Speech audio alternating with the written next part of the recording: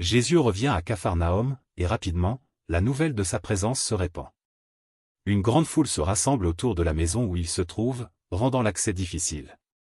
4 hommes apportent un paralytique sur une civière, mais ne pouvant pas rentrer, ils le descendent par le toit après l'avoir ouvert. Voyant leur foi, Jésus dit au paralytique, « Mon enfant, tes péchés sont pardonnés. » Les scribes présents pensent alors en eux-mêmes que Jésus blasphème, car seul Dieu peut pardonner les péchés.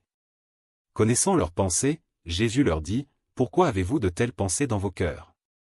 Lequel est le plus facile, de dire au paralytique, « Tes péchés sont pardonnés » ou de dire, « Lève-toi, prends ton grabat et marche ?» Pour montrer qu'il a autorité sur terre pour pardonner les péchés, il dit au paralytique de se lever, de prendre sa civière et de rentrer chez lui.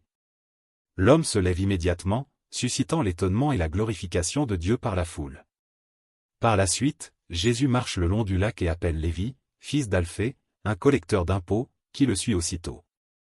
Jésus dîne ensuite chez Lévi, en compagnie de nombreux publicains et pécheurs.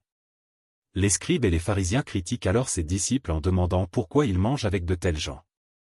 Jésus répond, « Ce ne sont pas les gens en bonne santé qui ont besoin de médecins, mais les malades.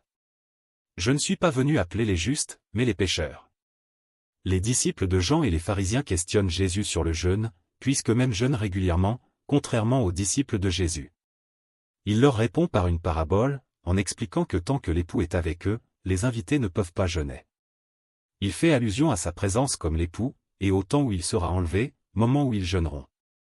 Enfin, lors d'un sabbat, Jésus et ses disciples traversent des champs de blé.